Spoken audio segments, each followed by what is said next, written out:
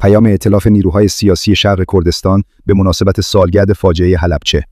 نیروهای سیاسی شرق کردستان با انتشار پیامی به مناسبت سالگرد حمله شیمیایی به حلبچه اعلام کردند که هیچ جنایتی به ویژه انفال و نسل‌کشی نتوانسته اراده مبارزه و مقاومت ملت کرد را از بین ببرد.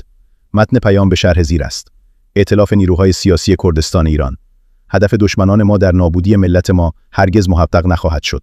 مردم مبارز کردستان: مقامات و رژیم‌های اشغالگر کردستان همواره هدف نابودی ملت کرد را دنبال کردند و برای این منظور از هیچ نوع نسل‌کشی، تبعید اجباری و انفال دریغ نکردند. با این حال، همه جنایات از جمله بمباران شیمیایی حلبچه در جنوب کردستان نتوانستند اراده مبارزه و مقاومت کردها را بشکنند. 38 سال پیش در 16 مارس 1988 رژیم سابق عراق با انداختن بمب شیمیایی بر شهر حلبچه مرتکب جنایت علیه بشریت شد.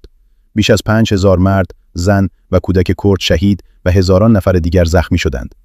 اگرچه بمباران حلبچه یک فاجعه بزرگ انسانی و یک نسل‌کشی نادر بود، اما به دلیل چانه‌زنی‌های سیاسی و تجاری قدرت‌های جهانی و بدون حمایت مردم مظلوم کرد بر آن سرپوش گذاشته شد.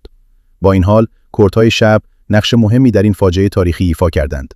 رژیم سابق عراق پیش از بمباران شیمیایی حلبچه در جنوب کردستان، شهرهای سردشت، شنو و زرده در شرق کردستان را نیز هدف قرار داد.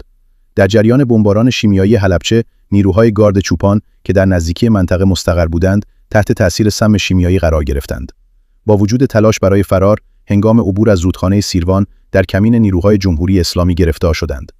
72 پیشمرگ کومله در میدان نبرد جان باختند. تعدادی از آنها زخمی و اسیر شدند و پس از شکنجه‌های شدید اعدام شدند. در همان زمان در درگیری بین نیروهای رژیم و پیشمرگان حزب دموکرات در منطقه شارازور در هورام‌آباد متاسفانه تعدادی از پیشمرگان شهید شدند. متاسفانه ده‌ها نفر از اعضای حزب دموکرات در جریان بمباران حلبچه به شهادت رسیدند.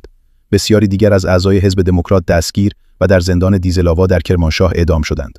یاد همه شهدای مبارزه آزادیخواهانه ملت کرد، به ویژه شهدای جدید خلقمان که در آن روزها بر اثر حملات جمهوری اسلامی به شهادت رسیدند را گرامی می‌داریم.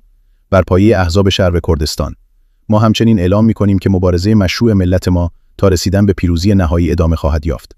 ائتلاف نیروهای سیاسی کردستان ایران: 25 فوریه 1404 هجری قمری، 16 مارس 2026.